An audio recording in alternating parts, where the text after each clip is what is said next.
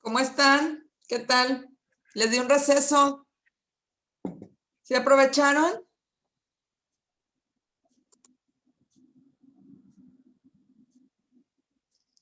No sé, ¿verdad? Si querían comer algo, descansar. Ya les había dicho en la clase pasada, no sé si se les pasó o se acordaron que les iba a dar los últimos 20 de receso. Chicos, ¿me escuchan? Sí, maestra, sí lo escuchamos. Sí, maestra. Son poquitos los que se conectaron.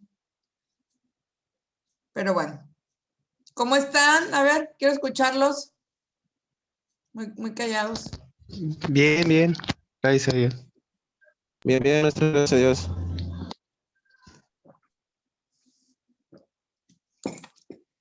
Qué bueno porque es nuestra última clase por el día de hoy. Y les quise dar sus minutos para que aprovecharan para, no sé si alguien quiera comer algo. La verdad, yo sí los aproveché porque sí quería almorzar. Bueno, algo rapidito. A ver, de una vez hablando acerca del receso, ¿cómo ven? Son 3 horas. Hey, vamos a otro tiempo haciendo ahora.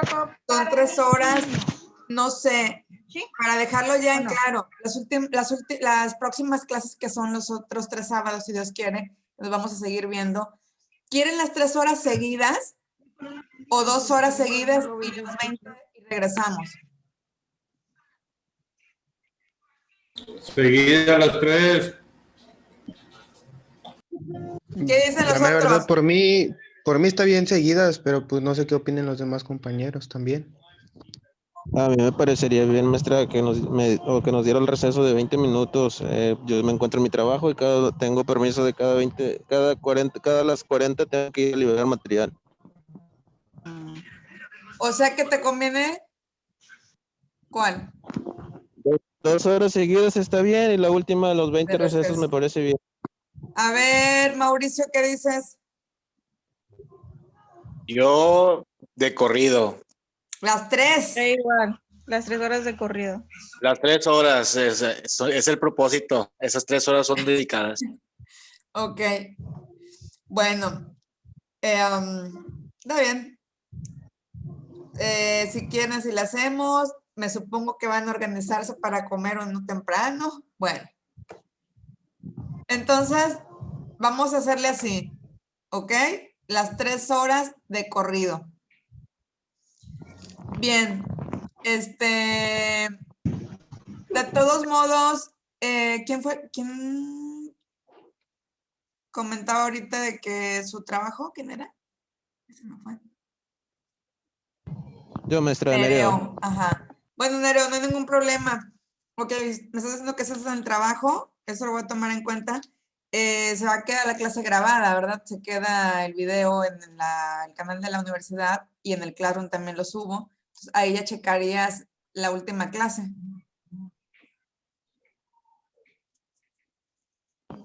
Sí, está bien, maestra. Y bueno, ya dijeron, no vayan a echarse para atrás, ¿eh? No, claro que no, sí está bien. Sí está pesadito, por eso les pregunto, porque son 3 horas. Pero bueno. Ok, entonces vamos a continuar. Nada más recuerden que hay que poner su nombre completo en el chat para tomar la asistencia de nuestro primer día. ¿Sí? En el chat, en cada hora que nos conectemos, va la asistencia, por favor.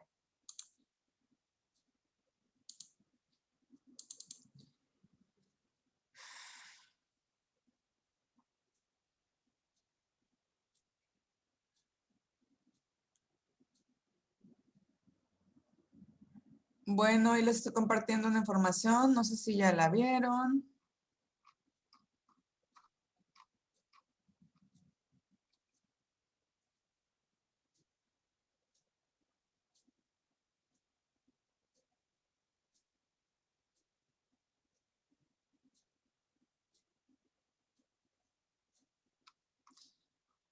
¿Ya lo vieron?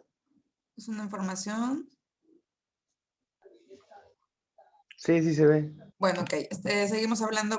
Bueno, ya ahorita vamos a hablar de otro tema. Comentamos acerca de los ejemplos, ¿verdad? De alotropía. Ya quedó claro. Hicimos varios comentarios acerca de eso. Y bueno, están los elementos, ¿verdad? Ahora vamos a hablar de los isótopos. Todos los elementos tienen isótopos, que estos son los átomos cuyos núcleos tienen el mismo número atómico, pero número de masa distintos. Hay una diferencia entonces, ¿verdad? Son átomos cuyos núcleos tienen el mismo número atómico, pero su masa es distinta.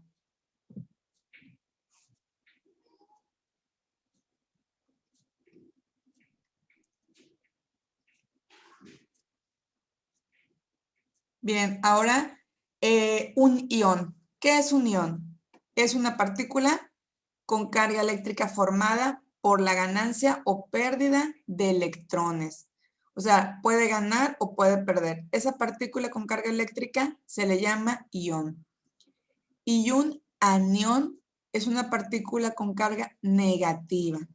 Y un catión es una partícula con carga positiva. Estos conceptos a lo mejor son un poquito confusos, ¿verdad? Porque se repiten cargas eléctricas negativas, cargas eléctricas positivas, pero no debe de haber confusión porque debemos de tenerlos bien definidos. Y sí es importante que los definamos porque más adelante vamos a ver algún tipo de ejercicio en el cual vamos a hablar acerca de cada uno de ellos y para tenerlos bien en claro, bueno, pues hay que entender el concepto, ¿verdad? Los isótopos son los átomos cuyos núcleos tienen el mismo número atómico, pero masa distinta. Y el ion es una partícula con carga eléctrica formada por la ganancia o pérdida de electrones. Y el anión es una partícula con carga negativa, a diferencia del catión, que es una partícula con carga positiva. ¿Sí? Y ahí tenemos el ejemplo. El primero es de un cloro y la otra es de un sodio, ¿verdad? Y ahí está con su carga cada uno. Bien. Ahora, un compuesto. Cuando hablamos de compuestos, bueno, pues vamos a hablar de formación, ¿verdad? De varios elementos, de una unión de varios elementos, de un conjunto, ¿verdad? Pero la definición tal cual la vamos aquí a mencionar. Un compuesto es una sustancia constituida por átomos de dos o más elementos, los cuales están unidos químicamente. Entonces, es una sustancia constituida por átomos de dos o más elementos unidos químicamente. Por ejemplo, ahí tenemos la imagen, ¿verdad? De una pila en el cual, bueno, pues tenemos la unión de átomos de dos o más elementos. ¿Cuáles son? Bueno, pues el oxígeno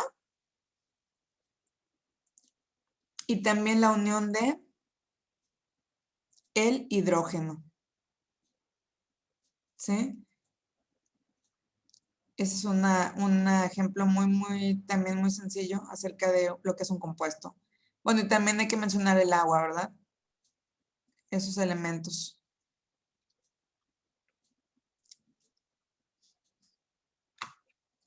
Una fórmula química utiliza símbolos con subíndices numéricos para indicar las proporciones relativas de los átomos que forman el compuesto.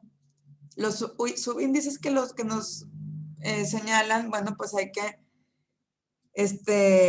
mencionarlos, ¿verdad? Para poder indicar de qué fórmula nos están hablando.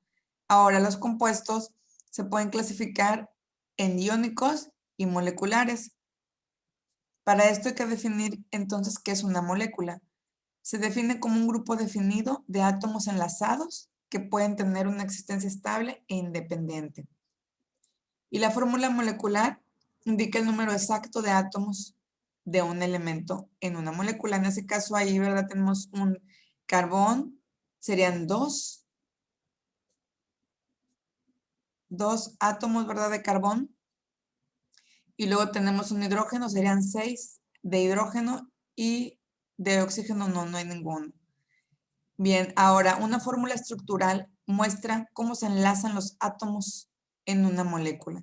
Ahí viene, ¿verdad? En ese caso sería un agua, ¿verdad? 2 de hidrógeno y de oxígeno en medio. Ahí se enlazan los dos hidrógenos y en medio está el oxígeno. Una fórmula estructural. También muy sencilla. Ahora, para representar todas estas moléculas, se utilizan modelos moleculares. Los modelos moleculares, ustedes ya los conocen, son los que se reflejan en la imagen de abajo, en la imagen inferior. Esas son, algunos pueden confundirse que son estructuras, ¿verdad? Moleculares, bueno, tanto como estructuras, no son modelos moleculares. El modelo de barras y esferas muestran los enlaces y los ángulos de enlace de manera clara. El modelo compacto es una expresión más realista del espacio ocupado por cada átomo. Y ahí vienen, ¿verdad? Los tres tipos de, en este caso, los tres tipos de modelos. El modelo de barras, ¿verdad? En la primera, luego las esferas. Y bueno, los ángulos de enlace de manera clara en el 3. La imagen, esta es la última, la tercera. ¿Sí los aprecian?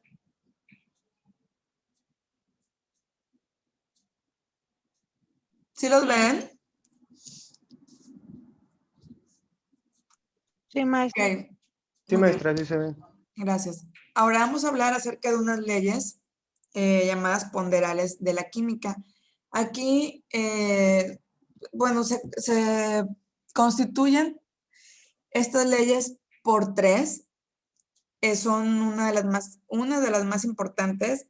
La primera, bueno, ya la comentamos y ya la explicamos, ¿verdad?, a detalle acerca de la ley de la conservación de la masa o de la materia.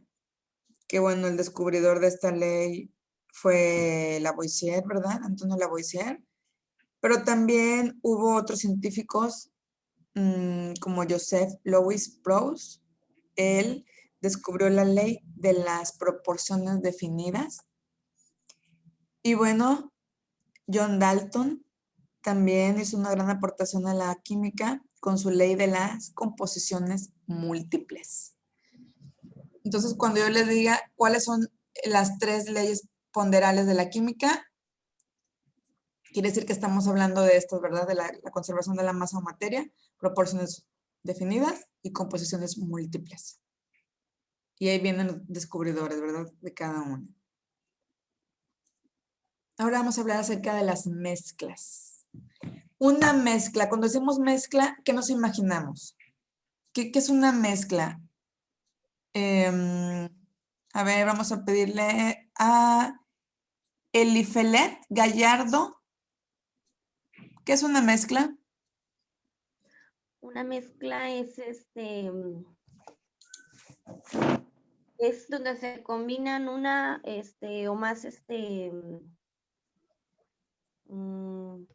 no sé, ¿cómo lo llamo? Como sustancias. A ver, otra vez, por favor. Es donde mezclas juntas diferentes elementos, diferentes sustancias. Como un ejemplo que yo puedo dar, pues sería el café, por ejemplo. Estás mezclando ahí lo que es el producto, la leche. Eso para mí es una mezcla. Muy bien. Ahí me estás dando un ejemplo, ¿verdad? Sí, o sea, eso para mí es una mezcla, es donde tú mezclas diferentes sustancias. Añades diferentes elementos o sustancias Sí. o componentes. Ok, muy bien. Gracias. Déjame ponerte tu participación. ¿Quién más? A ver, alguien más que me diga qué es una mezcla.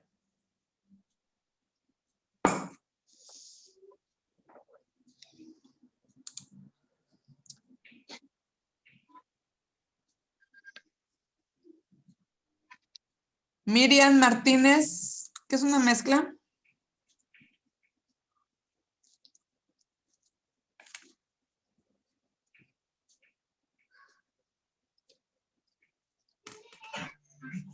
Es algo que mezclas, no sé, mezclas un componente con otro.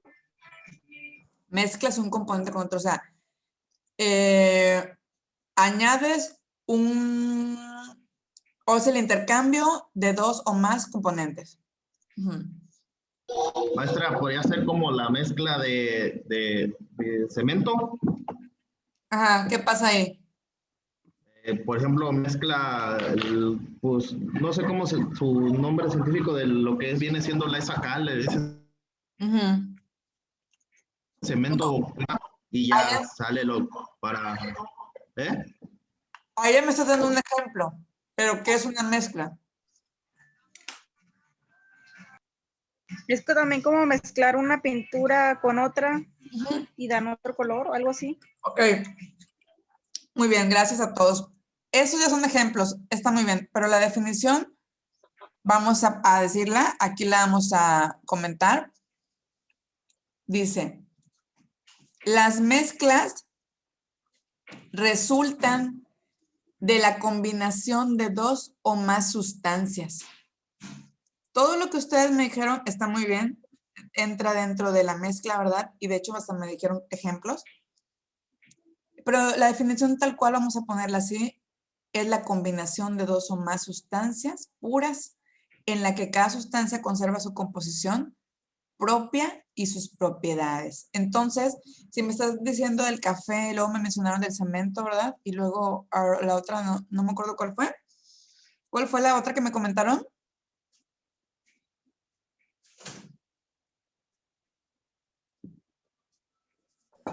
La pintura. La pintura, gracias. Bueno, entonces ahí es la combinación de varias sustancias, ¿verdad? De varias sustancias entre sí que van a conservar sus propiedades.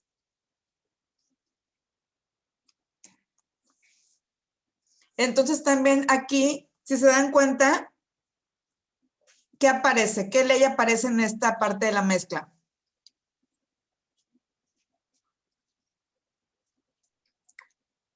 La de las composiciones. La de las composiciones. Múltiples aparece, exacto. Y también sigue en algunos casos la ley de la conservación de la masa o materia. ¿Por qué? Porque en algunos va a seguir conservando sus propiedades. Aunque se mezclen entre sí, conservan sus propiedades, ¿sí?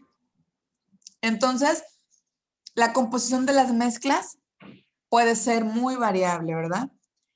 Una mezcla se puede clasificar solo de dos tipos, una mezcla homogénea y una mezcla heterogénea. Recuerden, cuando hablamos de homo, estamos hablando de que significa lo mismo, ¿verdad? Igual. Y cuando hablamos de etéreo o hetero, es diferente.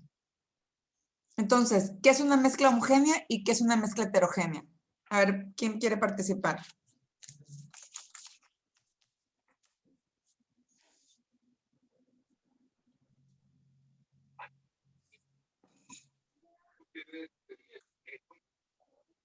A ver, ¿quién quiere participar que no lo ha escuchado? Núñez, Simbrón, Alicia.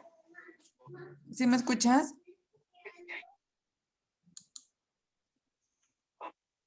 Maestra, ya. ¿Puedes decirme, por favor, qué es una mezcla homogénea? Sí, una mezcla homogénea es cuando no se distinguen los componentes y es uniforme su mezcla, o sea que no se ven, por ejemplo, eso que acabas de comentar, que juntas la mezcla o haces este café no se ven, ya no se distingue, por ejemplo, el azúcar y esto ya es todo uniforme. En cambio, una mezcla heterogénea es cuando se ven sus compuestos, se distinguen entre uno del otro. Ok, sí, tienes mucha razón. Sí. En la mezcla heterogénea, ¿verdad? Es posible observar cada componente, ¿sí? Como por ejemplo, ¿cuál me puedes dar? Por ejemplo, una ensalada, así aunque sea muy vago, una ensalada en la que se distingue dónde está el jitomate, la cebolla y el chile, por decir así, están todos y no se puede, o sea, no es uniforme. Es todo, se ven sus partes y es visiblemente sus componentes. Ok, entonces es una heterogénea porque se observan sus componentes. Ajá, y una mezcla homogénea sería como haces perdón, como hacer un tipo, una ensalada, pero donde están todos revueltos sus componentes y nada más queda el mismo color como un caldo, ahí ya no alcanzo a ver dónde está un compuesto y del otro. Ujú. En la homogénea, ¿verdad? La homogénea no sería como preparar un café. No, a ver. En la homogénea, pues es lo opuesto, ¿verdad? A la otra. Es un tipo de mezcla en donde no se van a distinguir la composición de los componentes, ¿verdad? Maestra, la homogénea es como las pinturas, dos colores de pinturas, al final se hace otro color diferente, ya no puedes distinguir uno del otro, ¿no? Sí, entra también ahí porque no se Y, distingue. y en la heterogénea, posiblemente una mezcla de un sólido con un líquido, en el caso de me imagino yo el agua con el azúcar, la mezclas, se hace la mezcla, pero si dejas de hacer ese movimiento de mezcla, se asienta la azúcar, ¿no? Ya es visible. Ajá, ahí no se distinguen, entonces es homogénea, ¿verdad?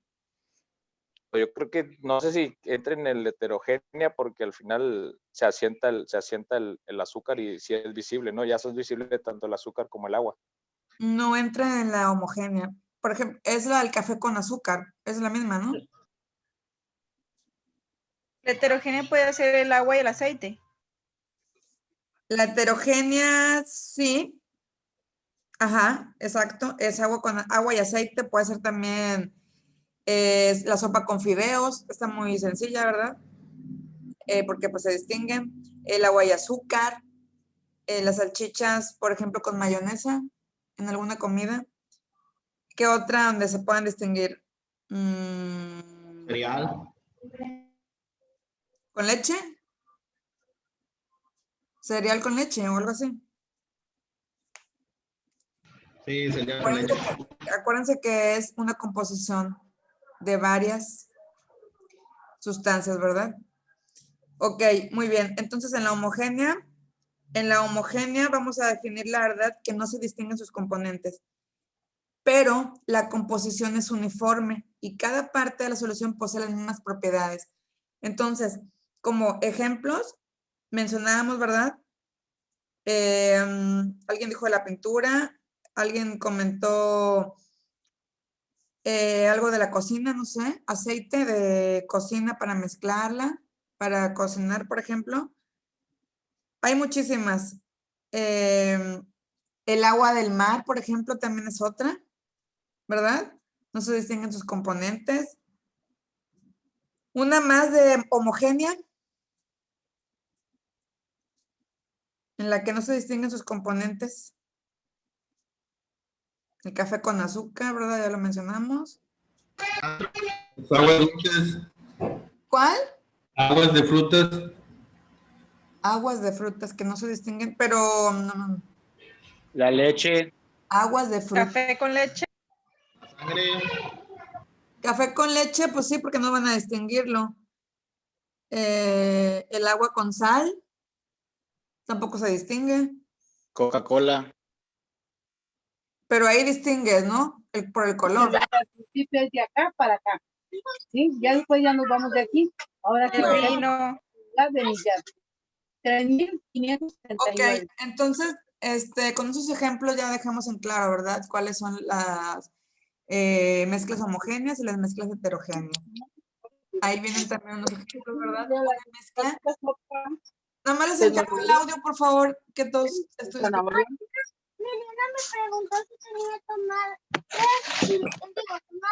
Ahorita que lo desactiven, continuamos.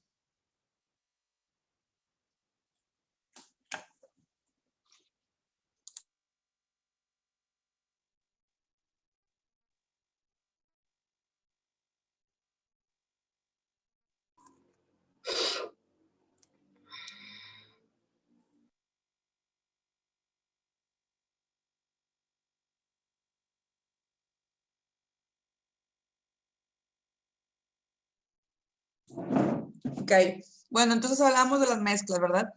Bueno, la mezcla también se puede separar en sus componentes, ¿sí? Y aprovechamos las diferencias en sus propiedades. Por ejemplo, podemos separar, aquí no sé de qué mezcla están hablando, hay una imagen, pero por ejemplo, cuando separamos la clara de un huevo, la yema, ¿sí? Hablando, por ejemplo, en la cocina y con un, no sé cómo se le llama, es como un coladorcito que separa. Pues estamos separando las dos, ¿verdad? Tanto la clara como la yema. Ahora bien, cuando hacemos otro tipo de separación, ahí están viendo como un imán, ¿verdad? Que hay algunas partículas de cierto elemento que está atrayéndolas y está haciendo la separación de otra mezcla. No puedo saber de qué dos. Hay dos tipos de componentes, pero no sé cuál es. Lo único que se distingue es que está un imán y hace esa separación. ¿Sí? Entonces, en una mezcla se puede lograr separar sus componentes si aprovechamos las diferencias en sus propiedades. A ver, un ejemplo que se les venga a la mente en el cual podamos separarla, la mezcla.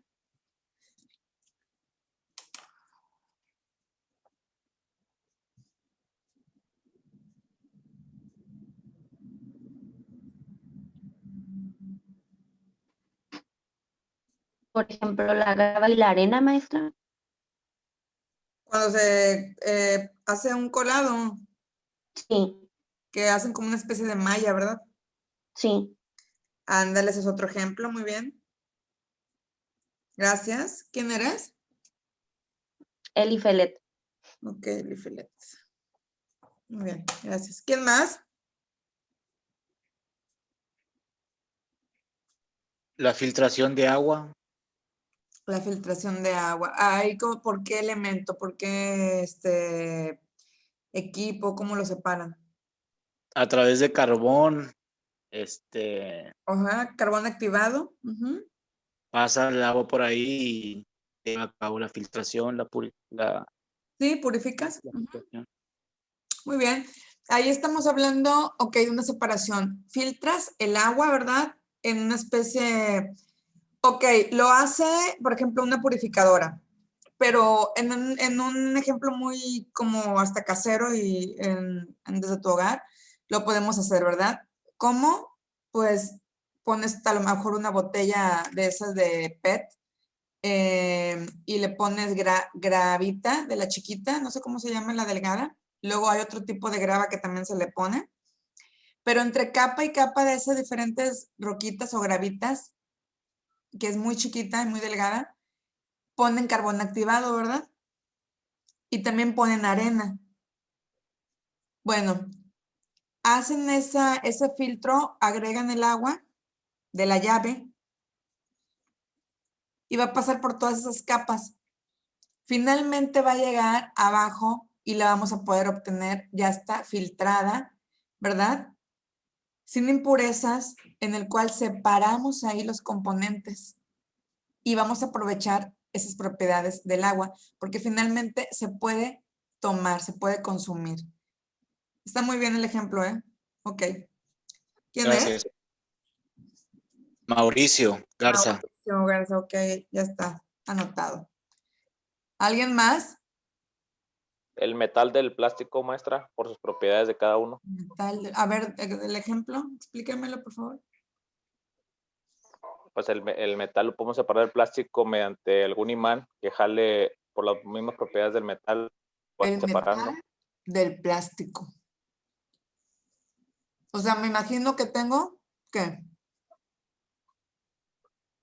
Como usted dice, si quiere separar el PET, botellas de plástico, para eliminar cualquier residuo metálico, pasa por una banda imantada, ahí se va quedando lo que es todo el metal, ya nomás se va saliendo el puro PET.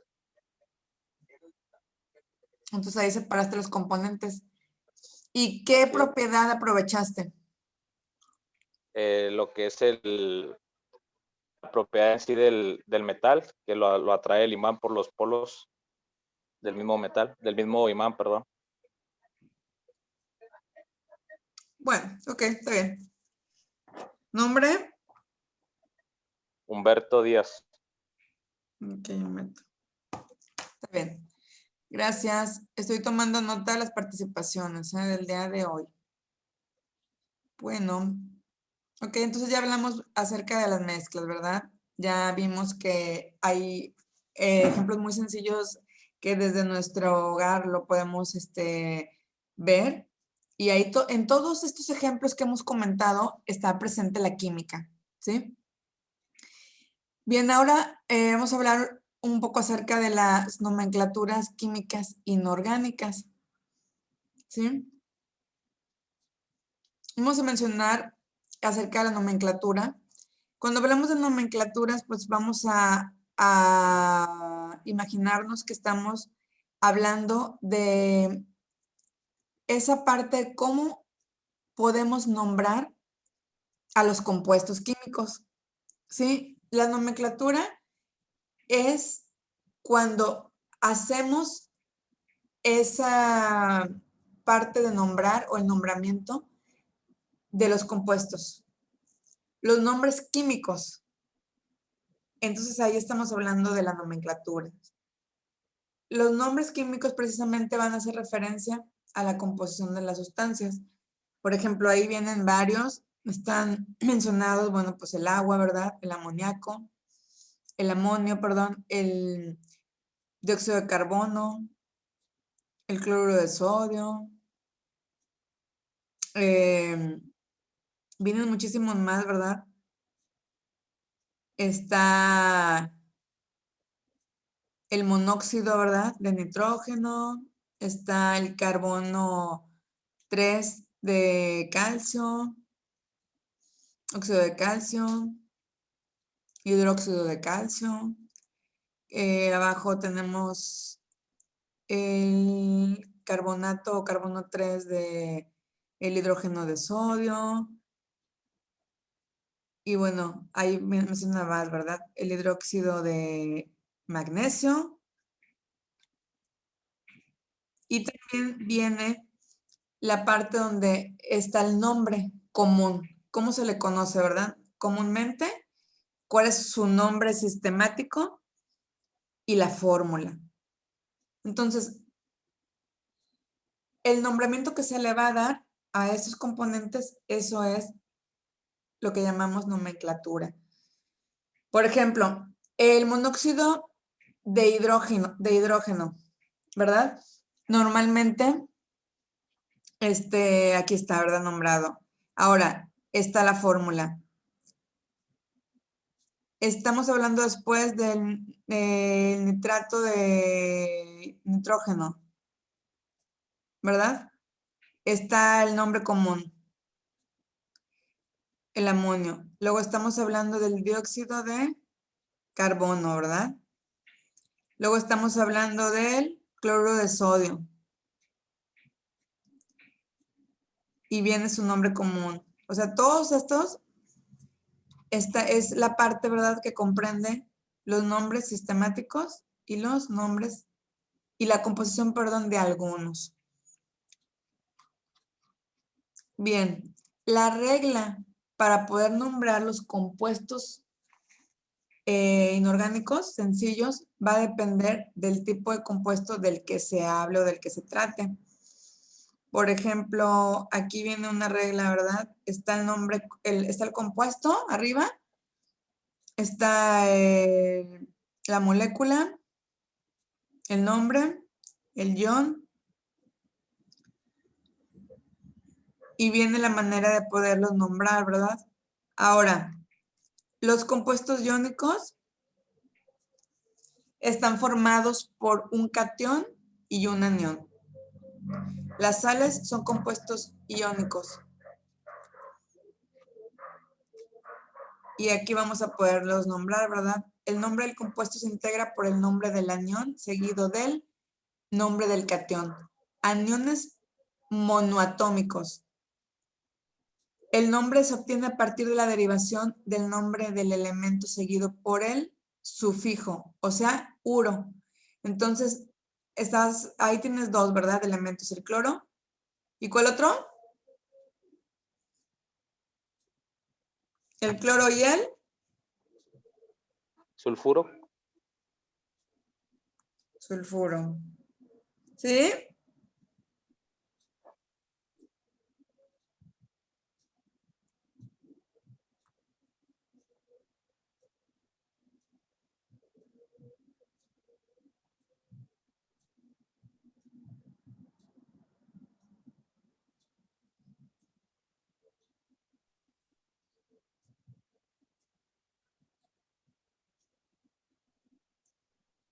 ¿Es un sulfuro?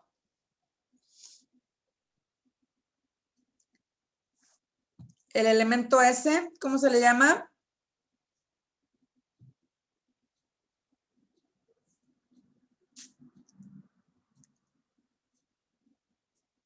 ¿Cómo se le llama el elemento S en la tabla periódica?